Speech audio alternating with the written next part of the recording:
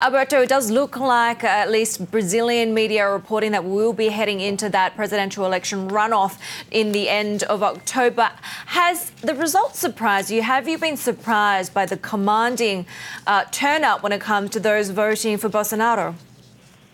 Indeed. I mean, the results suggest that he had very strong momentum over the last week of campaign. That momentum carried to the ballot box. He probably exceeded the pre-election polls in terms of the effective vote by about 5 percentage points. We were expecting a lead over the second place candidate, Fernando Haddad, by about 15 points. It looks like about 18.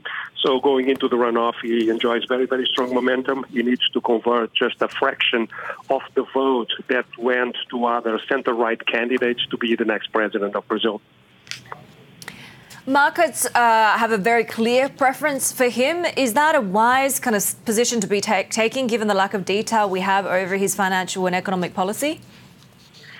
You're right. I mean, there is a clear preference, but the preference is not a personal one. It's about policy direction. There is an understanding that Brazil needs to deepen the fiscal adjustment, that we need conventional policies, not to go back to the populist policies that created a number of imbalances and created also a large hole in the fiscal account. So it seems that Bolsonaro, even though he's a somewhat polarizing and divisive figure, is being advised by perhaps one of the most liberal minds in Brazil, and therefore, may have, slightly better chances to deepen the fiscal adjustment that is so needed to bring that dynamics into a sustainable basis. The key issue of Bolsonaro will be governability, but the other thing about the elections tonight is not only his strong showing at the polls, but on his coattails, probably the center-right political parties will get more representation, and that may improve governability conditions for a potential Bolsonaro administration.